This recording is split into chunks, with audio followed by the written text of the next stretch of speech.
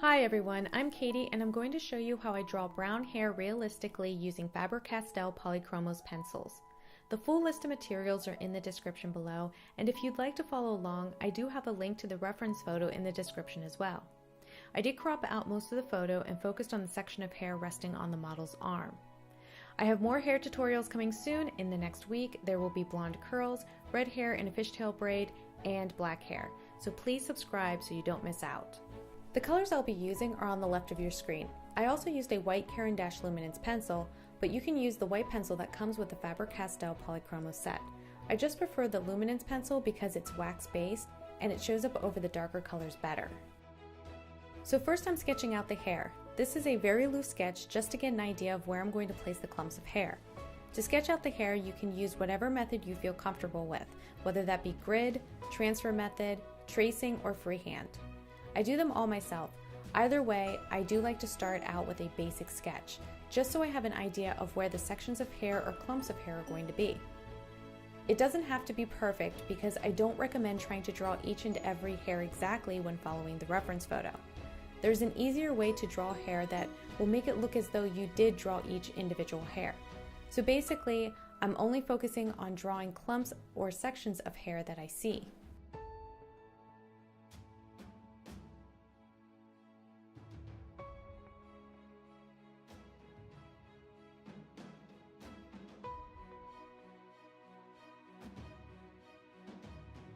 Once I'm happy with my sketch, I start rendering the hair using colored pencils. I start with one of the lighter mid-tone colors, which in this case is Nougat. I could have used raw umber, but I decided not to only because raw umber has a reddish hue to it, and I wanted a more neutral brown. So with this color, I focused on a small section of hair, creating strokes from either end of that section. I'm doing this because usually the top and the bottom part of the hair is typically darker than the middle when the hair curves. And when the hair curves, the portion closest to you, which is usually the middle part, is exposed to more light. If you understand how to shade a cylinder, it's basically the same idea. I then go in with some darker colors like Walnut and dark Sepia, further darkening the ends. I then use Ivory to color in the rest and to smooth it all out. And then I repeat the process using a little more pressure on my pencil and adding some darker strokes through the middle to mimic hair. You might have noticed me using a paintbrush. I tried using odorless mineral spirits, which is a paint thinner. I use it often to blend colored pencils, but for hair, I'm not sure I can recommend it because it made the hair look blotchy. I tried it again later using a lot less of the paint thinner on my brush, and I got the same results, so I don't use it on any more of the hair drawings. Instead, I now rely on just building a lot of layers.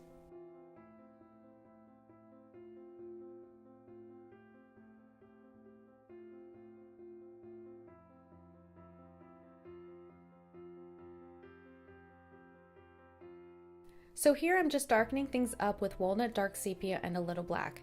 If there are any dark red tones, I use burnt sienna. So now I'm adding some flyaways with my white pencil within the section of hair, otherwise the hair will look too uniform. I then use my lighter browns to add flyaways around that section. I'll also use darker colors like walnut and burnt sienna to darken some of the flyaways later. That way it looks like some of the hairs are closer and others are further back. I'm now identifying the clumps of hair, and so I have my light pencil sketch to follow since I already took the time to map everything out. So I'm just making those pencil lines darker so that I don't lose them, and then moving on to the next small section of hair to repeat the process.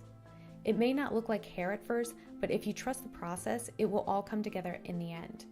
So just take your time. This hair drawing took me at least a few hours, and if you focus on just one small area at a time, it makes the process of drawing hair approachable and not so intimidating because you can really focus. I like to think of each section as an abstract shape rather than hair. Also, another tip I've learned is to go dark. Many artists, especially beginners and even novice artists, don't go dark enough, so check your work against the reference photo.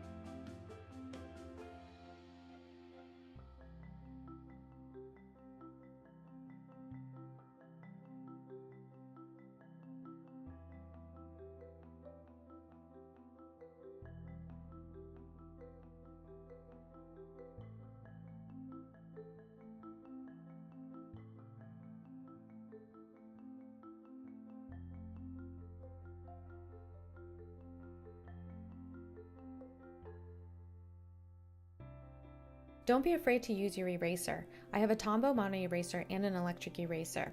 They won't erase the hair completely, but it will help in lightening the areas that you want to fix, and it also helps with adding flyaway hairs as well.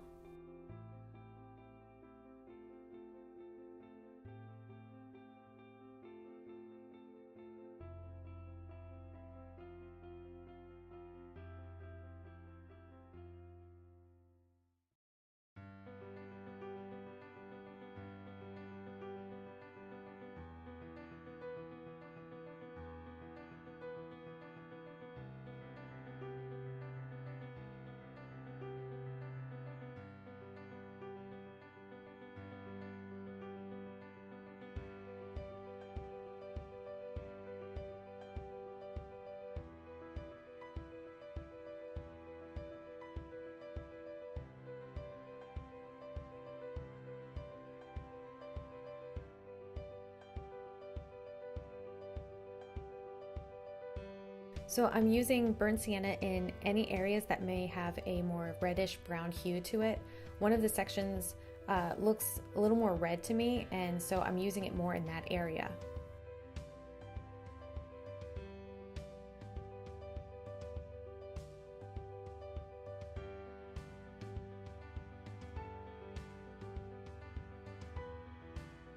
Because I want to get my values right, values meaning lights and darks, I often go back to previous sections of hair to darken them.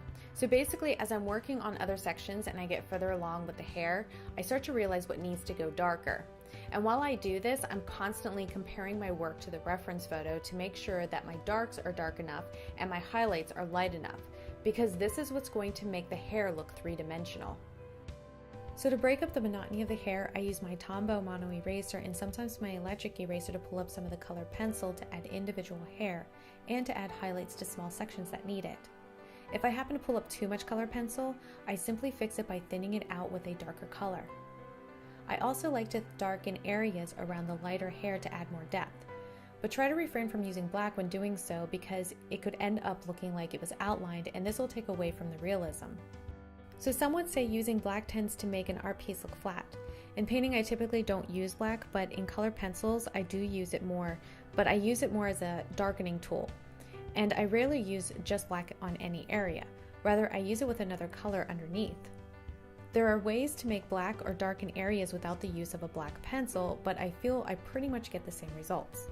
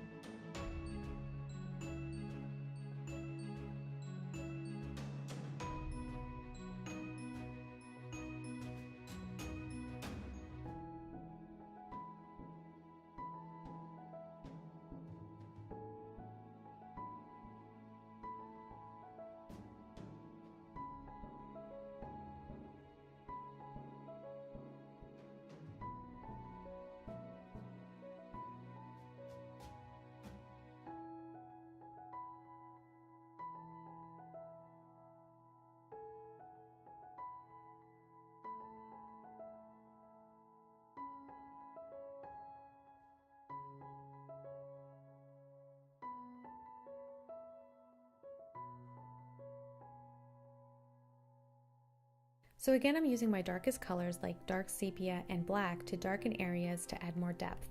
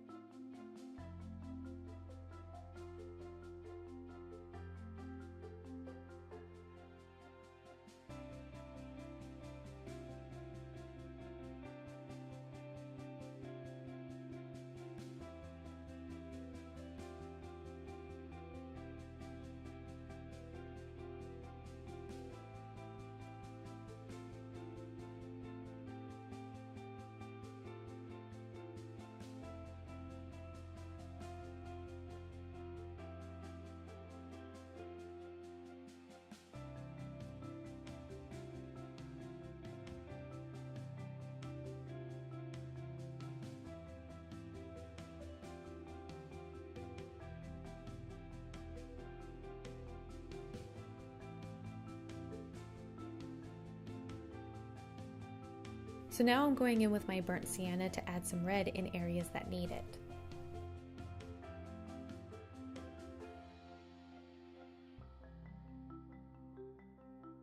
So I forgot to mention that when using an eraser, make sure you have a scrap piece of paper to clean off the excess colored pencil left on the eraser before going back in to erase more.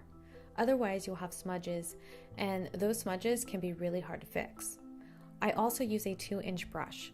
It's a very cheap brush, and it's perfect to brush away any eraser shavings or colored pencil bits because using your hand to wipe away any of the bits can also smudge your work.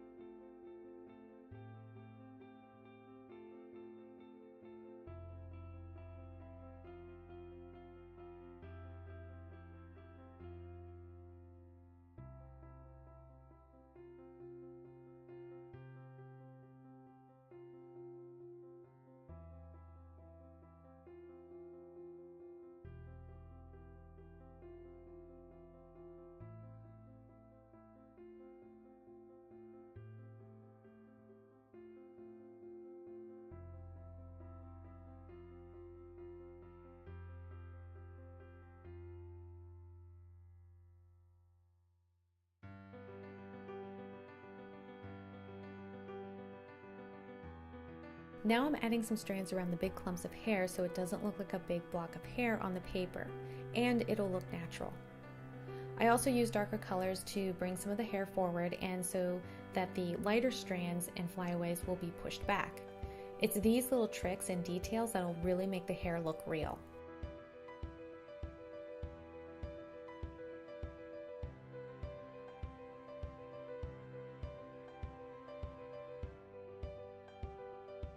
So now I'm going in with my white pencil, and this white pencil is from the Faber Castell Polychromos set, and I'm using this because I actually lost my luminance white pencil. So I'm using this white pencil to add some flyaways and some more strands. But this goes to show that you can use whatever white pencil you have on hand. Even a Prismacolor white pencil will work. And now I'm using a dark pencil like Walnut to add flyaways within the clumps of hair. Again, I use the white pencil to add light flyaway hairs, and now I'm going in with a dark pencil to add flyaways. I'm doing this because these are little details that will help with the realism of the hair.